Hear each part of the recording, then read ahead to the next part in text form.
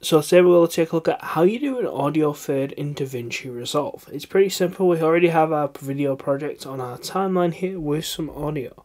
All you do is it's very similar to the fade to black tutorial that we've also done in DaVinci Resolve.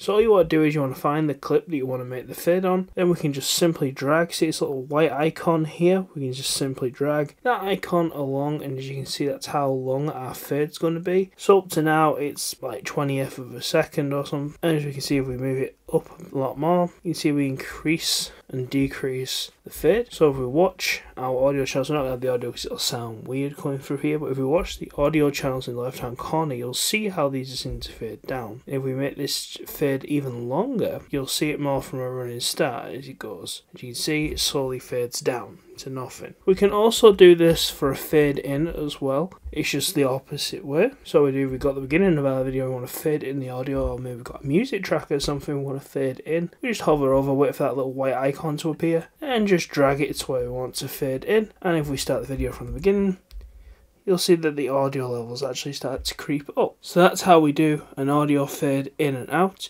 in DaVinci Resolve. Thanks for watching, guys. Please like, comment, subscribe. I'll see you next time.